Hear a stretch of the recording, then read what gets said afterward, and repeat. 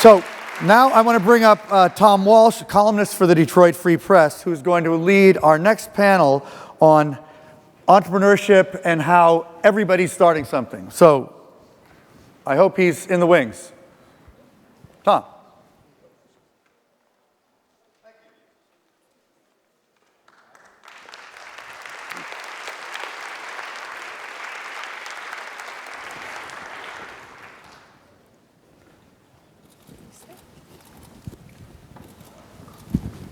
Should we move down? I don't know.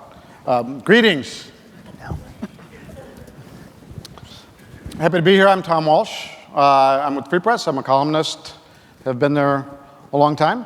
And I'll briefly introduce our panelists, and they can talk a little bit more about themselves and the programs that they're interested in and working on relating to entrepreneurship in Detroit and elsewhere around the country. So it's really a great panel at a great time to be talking about this. A lot of people fret about the jobs situation, why we're not creating more middle-class jobs. And I asked somebody once, said, hey, technology, productivity has taken away all these jobs. What are we going to do in the future? And he said it's going to be self-employment in a million different guises. And so some of that obviously has to do with entrepreneurship, and we'll just kind of jump right into it quickly. On my immediate left, we have Jocelyn Benson, who is the interim dean of the Wayne State Law School, and she'll tell you about a program that she initiated when she started in January to focus on helping entrepreneurial startups in the city of Detroit, and she's already got some progress to report. Josh Linkner, who many of you probably know, especially those of you from around Detroit, was a serial entrepreneur, founder of ePrize, which a lot of folks know around here, and then he went to work with Dan Gilbert and created Detroit Venture Partners, which is spawning all kinds of other cool stuff downtown. And at the end here, we have Andrew Yang, the founder and CEO of Venture for America. 2 years into this new program, they've got 108 fellows at different spots around the country, and no place has more of them than Detroit, which is 28 now. So with no further ado, we'll just kind of launch right in and talk about this. Everybody's trying to start something, and whatever your city, be it Detroit, Grand Rapids, Roanoke, Virginia, what makes a place an attractive place to do this? Who wants to start? Andrew. Sure, I'll get started. First, I want to thank Josh for the incredible work he's doing at Detroit Venture Partners. Venture for America would be a very different organization here in Detroit without him and Dan Gilbert and Quicken Loans, who are our primary supporters here in Detroit. How many venture fellows are actually here in the room? Raise your hands if you're here. All right, so if you want to know, hey, what's the experience of a young person who moves to Detroit, you can ask any of them, because they'll tell you. And I think a number of them have only been here for about a month. Venture for America recruits top college graduates, like the fine young people who just raised their hands, from around the country and brings them to work at startups like the companies that Josh is giving rise to at DVP for 2 years here in Detroit. So as Tom said, we have 28 people here in Detroit. And they're going to work alongside existing entrepreneurs and hopefully help those companies flourish, succeed, expand, hire more people, and then learn how businesses are built so they can do so themselves. So that's the work that I'm engaged in. And we certainly see a huge level of interest among young people about trying to learn how to build enterprises and become entrepreneurs. But the hard part is finding that pathway. And I know Josh can speak to this too. I started my first company when I was in my mid-20s, and it was a bit of a dud. Actually, it was very much a dud, and my investors can attest to its dud-like stature. So it's an extraordinarily hard road to go down. In my case, I ended up apprenticing to more experienced entrepreneurs over a number of years before I became able to hopefully contribute something. And so I personally experienced the challenge that maybe even some of you in the audience might have in terms of, hey, I'm interested in this, but how do you get started? Like, what does that process look like? Since the road is very much unpaved, it's like not even cobblestone-y. It's more like like a thicket in the woods when you're not even sure there is a path. So what we're hoping to do is create a pathway for people to be able to get their first set of exposure to entrepreneurial environments like at DVP and their enterprises, so they can hopefully give rise to the next generation of companies here in Detroit and around the country. Josh, Detroit was always a place where it was sort of the classic case of if you latch on with a big company and or a big labor union, you'd be set for life. And obviously that has all sort of blown up over the past 25 or 30 years. So now you got to do this entrepreneurial thing, or you got to create new companies and grow new companies. And what about Detroit and its culture? It wouldn't have seemed to maybe be the most fertile ground given that history. I'll tell you, I believe that Detroit is the most fertile ground. Of course, I'm biased, but you think about the ingredients that are needed to form a successful venture. You need access to capital, which we have here. You need amazing talent, which we have here in spades. We have a low-cost basis. We have a great central geographic location in our country. And so all the ingredients are here. I think what we've lacked historically, perhaps, is some confidence, and we've lacked some connectivity of those resources. And you're exactly right. I mean, if you think about it, 100 years ago, this was the Silicon Valley of our country. And this is where great entrepreneurs like Henry Ford came and had incredible innovation. And unfortunately, our success became our undoing, where we became complacent and had the sense of entitlement that you just spoke of.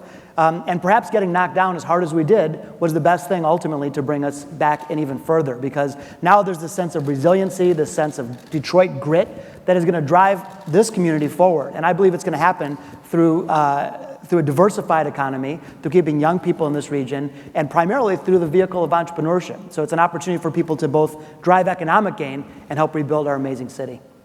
Well, and I think part of that, especially in a city, and we've talked a little bit about bankruptcy here earlier today, where you've got government as dysfunctional in the city as it was for a while. It's sort of been incumbent upon the private sector, the universities, and the philanthropic community to sort of rally around and say, okay, how can we get some stuff started? Jocelyn, you've jumped in at Wayne State to say, okay, we got a role here. And what are you doing to help make Detroit a more fertile place? Well, I think very much the entire university has a critical role to play in being a part of Detroit's resurgence and really connecting in that way that Josh was talking about with the entrepreneurship community, with the general ecosystem of the business community as well in the city. And so at the law school, we've tried to do that by launching the program on entrepreneurship and business law, which actually links our students to help small businesses, entrepreneurs get started. We see ourselves as working to help realize the next great idea and providing things like free legal research and resources, as well as helping draft business plans and some of the startup assistance that folks need in the city to transition from having a great idea to making it profitable. And you got some results to show? Well, yeah, I mean, just in the past year alone, we launched in January, and we've already provided over $200,000 worth of free legal assistance to entrepreneurs. We've helped over 75 small businesses get started, and we have a partnership with the U.S. Patent Office where our students actually help inventors get patents, and we've helped help inventors patent 25 new ideas in the past year alone. And that translates into profit for a lot of city residents who are looking for jobs, the same residents we've talked about earlier today. So it's a great way that the university can play a role in linking our students to the needs of the city as well. Tom, one other quick comment. You were asking about what are the ingredients that are needed to create a fertile ground for entrepreneurship. And as Jocelyn was talking, I was thinking another one is alignment with various stakeholders. And so her program, we're benefiting from that, and we're participating, and we're teaming up with Andrew. And unlike other areas on either coast where it's much more combative and competitive and trying to, one side winning and losing, I feel that we in this region are really united in driving the region forward. Perhaps again because we've suffered so greatly, but there is a sense of community. When we get calls and says, I want to help Detroit, we take those calls, we support it, and I don't just mean me, I mean all of us. Yeah, well, that's interesting because one of the people I talked to said, well, we hear that there's this buzz in Detroit, that there is sort of this entrepreneurial thing going on with tech companies starting up and this and that. But really, isn't every community, every city in America trying to be a tech hub? And so I went online, I Googled it and said, startup hubs. And honest to God, you get everything. You get from Tony Hsieh putting $350 million into making Las Vegas a tech hub. Nashville has got a big technology hub. effort underway, Roanoke, Virginia, all kinds of places around the country. Everybody thinks startups are the key to their future. So if everybody's doing it, how do you really stand out? I mean, you mentioned one thing there, Josh, about the community pulling together instead of fighting with each other, but what else? What else do we need to do to stand out? Well, I think you certainly need educational institutions being a part of helping to bring everyone together and promote that collaboration. But you also need, I think, a strong support for the population in the city itself, whether through investing in building an educated workforce or helping individuals who have ideas for businesses get started. And I think in many ways, that's what a lot of what Detroit Venture Partners does, certainly what we're trying to do. But then also we need that folks who have a stake in the future of Detroit, who don't live in Detroit, to invest and be a part of the city as well, and having individuals come to the city from all over the country to be a part of the resurgence. It creates a buzz that I think does help set Detroit apart. But apart from that, I'll just say also that Detroit is a unique city in and of itself already. It's already set apart. We put the world on wheels. We've the home of Motown. We've got this incredible history that Josh was referring to also, and that in and of itself, I think, sets us apart from many other emerging cities. I also want to challenge the thinking for a minute, because you talk about standing out as if entrepreneurship was a scarce commodity. And really, entrepreneurship, I think, can flourish and should flourish in many of those cities. And we're not trying to be the Silicon Valley of the Midwest. We're trying to be Detroit. And I hope that Miami is Miami and Vegas is Vegas. So you don't need a Silicon Valley zip code to launch a great, successful tech company. And in fact, if anything, more entrepreneurship spurs more entrepreneurship. So the way I look at it isn't us versus Wichita or Cleveland. The more entrepreneurship we have in this country, we're going to create net new jobs, we're going to create innovation, and we're going to remain competitive on a global basis as not one city fighting for another. Right.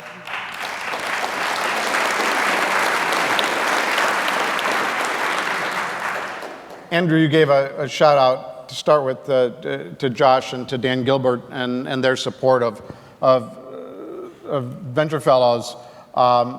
But is that, I mean, obviously you're not having any trouble attracting people to come to Detroit. From the Fellows' point of view, what are the young folks saying that are coming? I wrote a little column from the first class, and I don't know if he's here today. Is Scott Lowe out there? I don't know.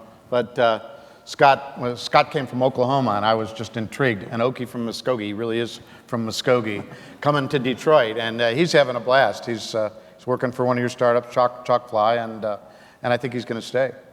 Yeah, I not to put Scott on the spot wherever he is, but I think there's a good chance he's going to stay too. My last conversation with him, he was actually calling a very smart friend of his in Oklahoma, saying, "Hey, come to Detroit, join me, and let's do something." So it's that kind of energy that hopefully we can help really channel towards the enterprises that are going to help Detroit rebuild.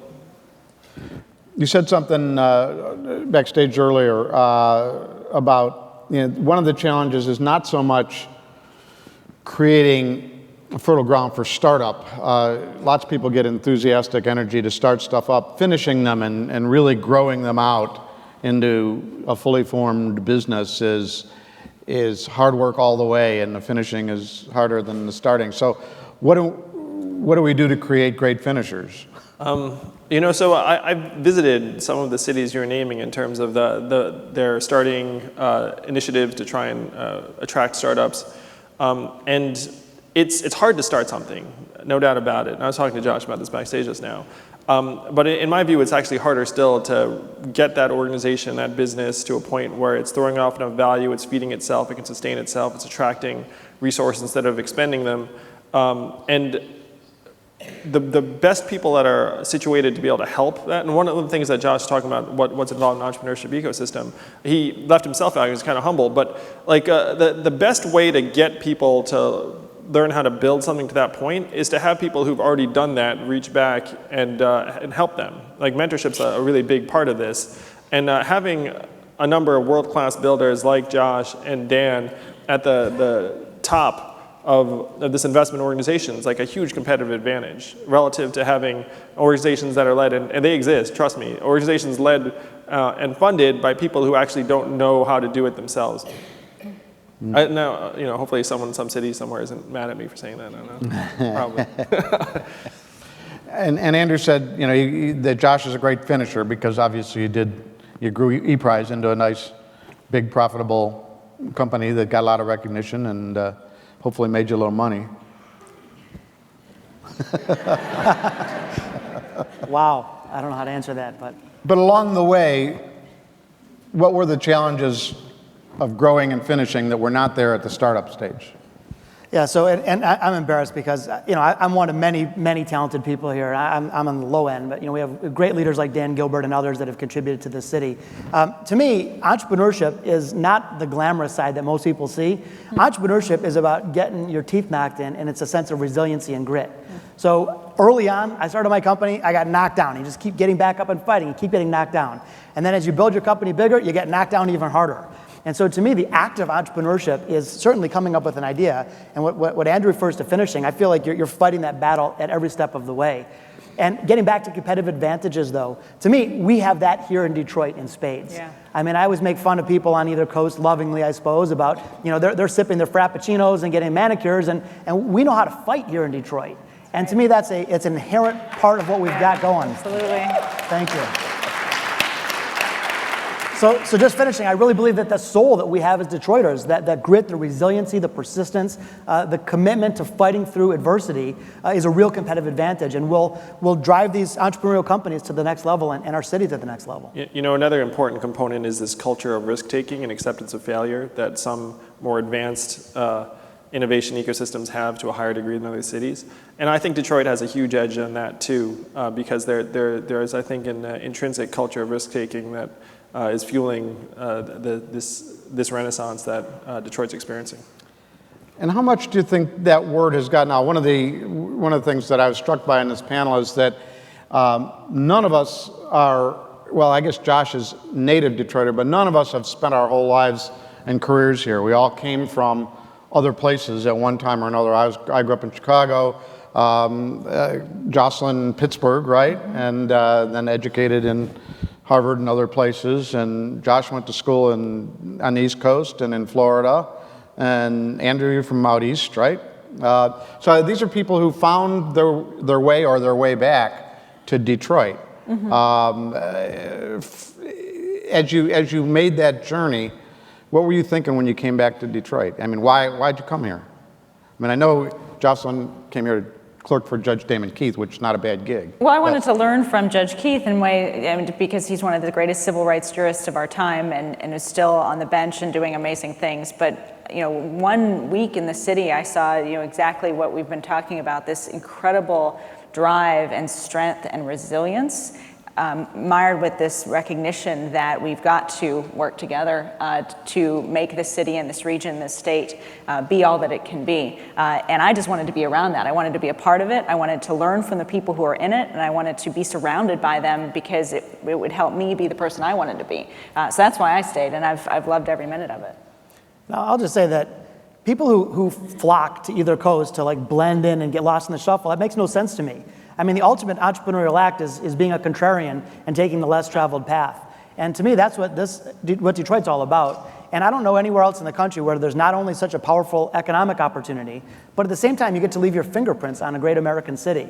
And to me, that's a privilege. I'm a multi-generational Detroiter and certainly had the chance to leave, but to come home and make a difference. I think there's a myth that entrepreneurship is about making a lot of money, and money is just a byproduct. I think great entrepreneurs are driven by making impact and changing the world. And here you get the chance to do both. So I think this is ground zero for entrepreneurship. So our fellows have a set of preferences they can cite in terms of what city they want to go to. And Detroit was actually, I believe, either the most or the second most popular city among our fellows in terms of where they wanted to go. And I think it speaks to what Josh is describing about the ability to both develop but also contribute and have an impact, that our fellows believed that they'd be able to have an impact sooner, more quickly, more dramatically here than elsewhere. And I think time will tell us whether that proves out to be true once you get, how many, really successful exits and whatnot that you get here. But what continues to puzzle me about the city and the region's reputation and this nascent sort of hub thing going on with entrepreneurship is that the reputation here, deserved or otherwise, was, oh boy, entitlement culture and, just, settle for blending in and that kind of thing. I can't tell you how much it irks me when I am East, when I talk about Detroit and then someone says, oh, Detroit's bankrupt.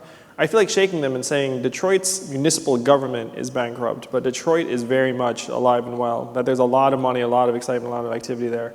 And so, that it's, I think people just have sort of like very quick impressions, and they build around like a news story or an institutional lens.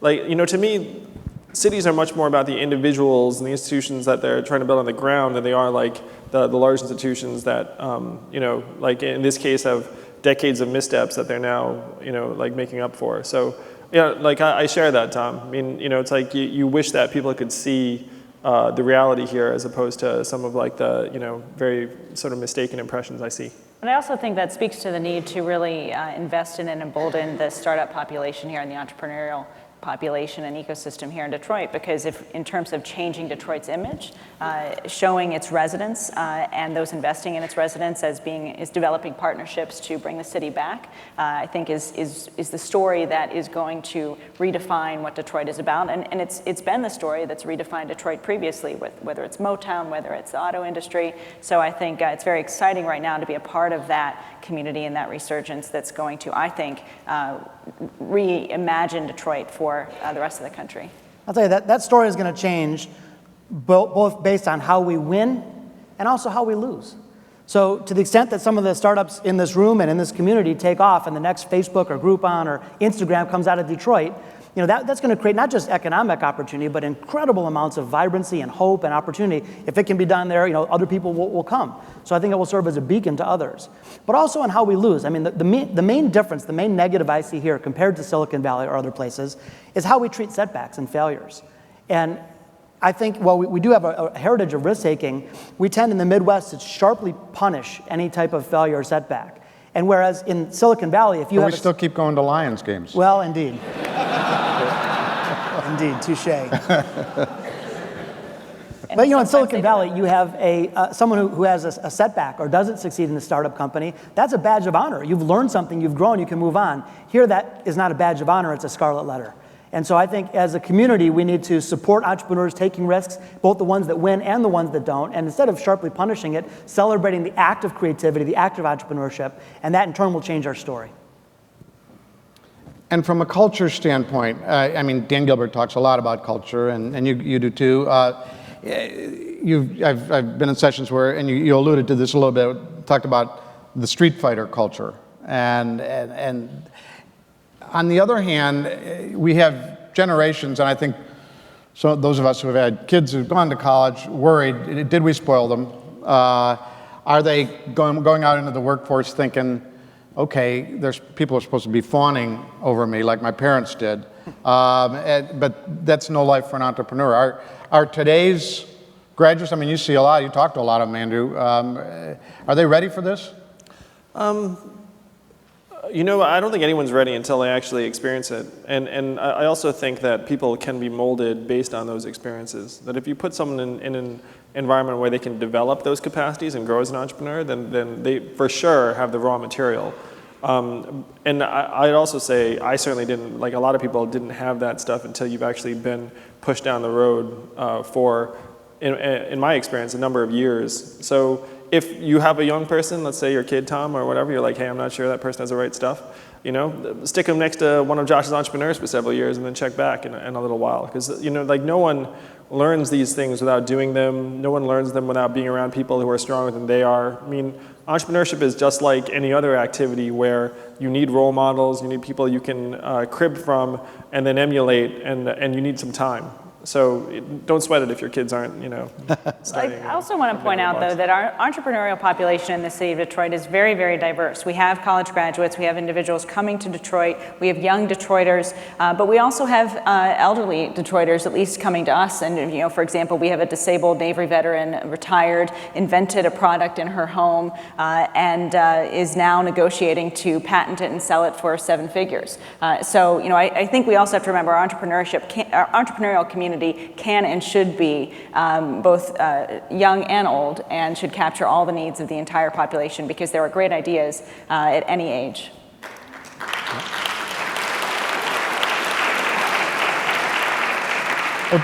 taking that a step further, as we celebrate, some of the growth of the companies downtown and the buzz that's associated with all that, some folks wonder, okay, but what about the neighborhoods? How do we integrate, this excitement and this job creation thing that's going on downtown with people who are coming in from out of town or from the suburbs or from universities?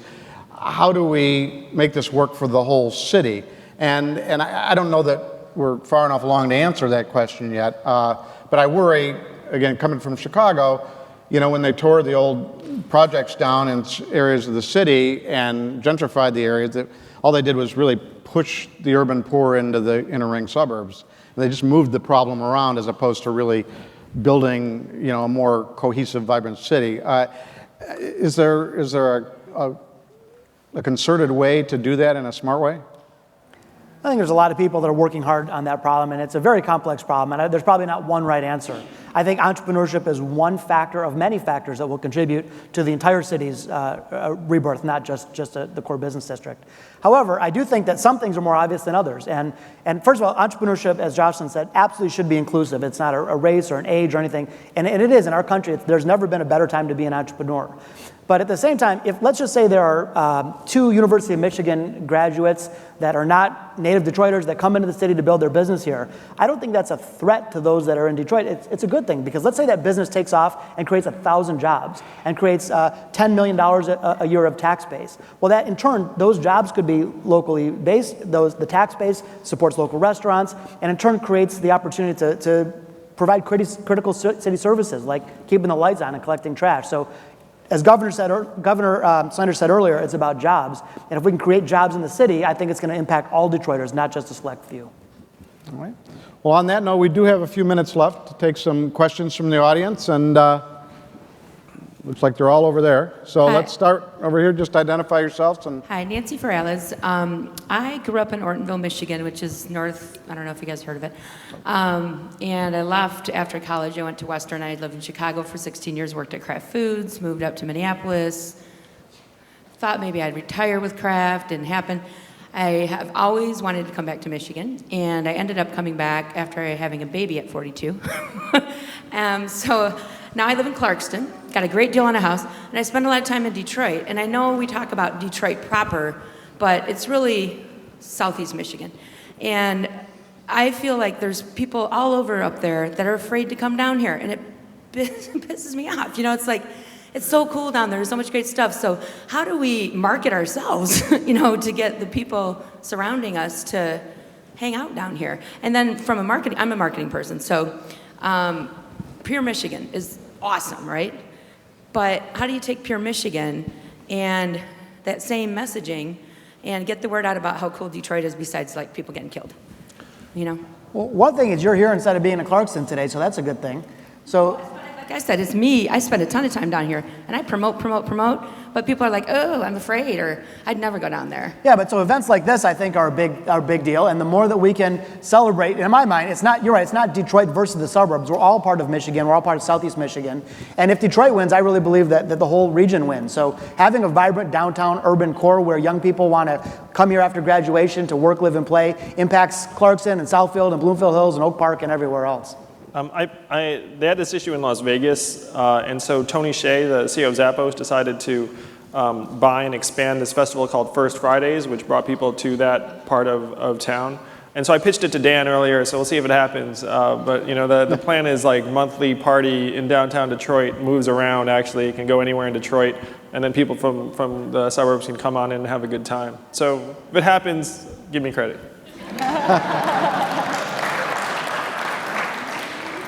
Hi, my name is Zach Erlacher. I'm with Scale Venture Partners in Silicon Valley. My wife is here. She's from Detroit area.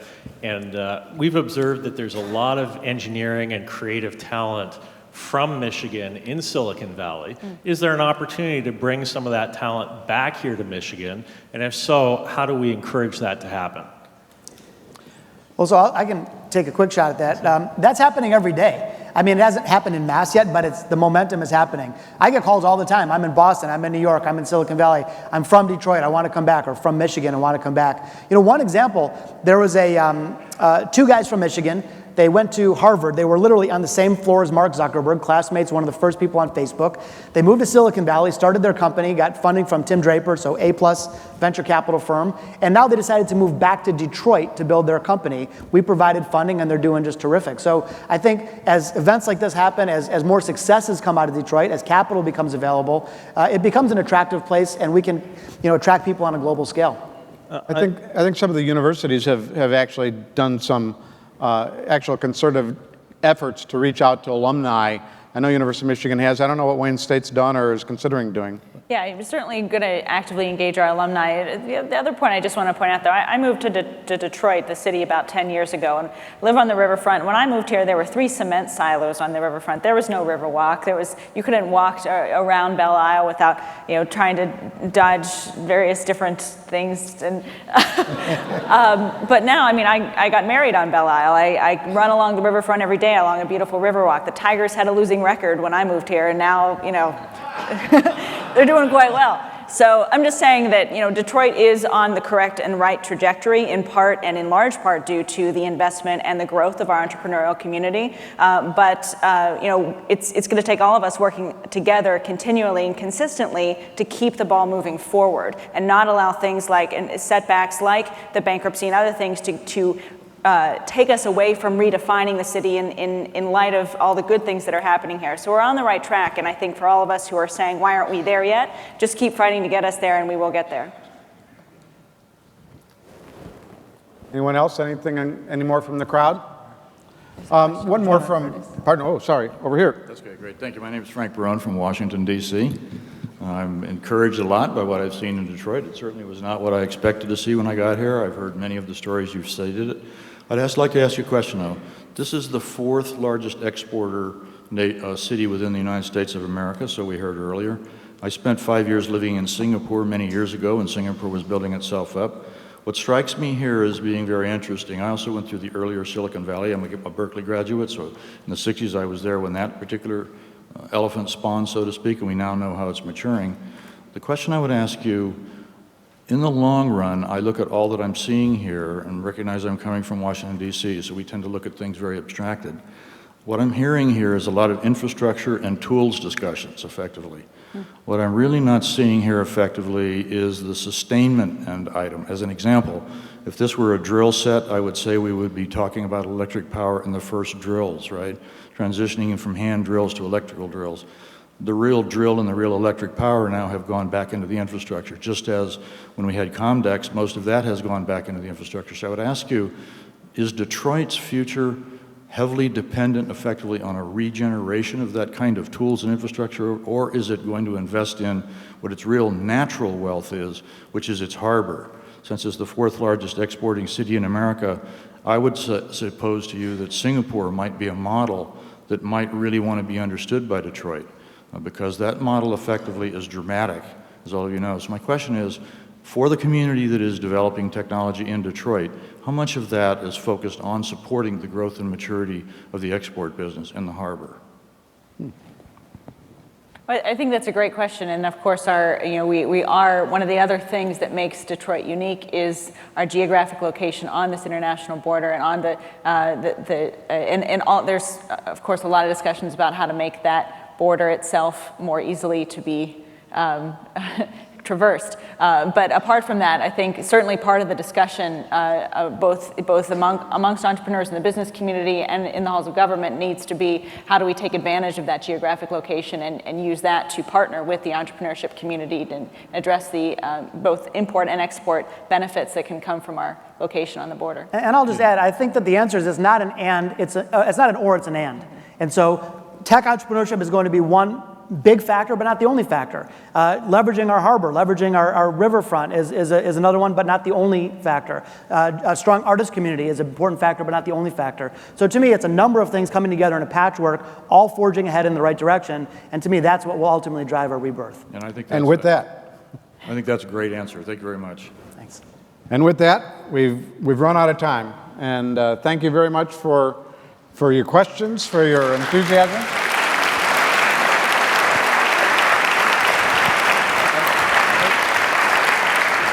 Thank you, Tom.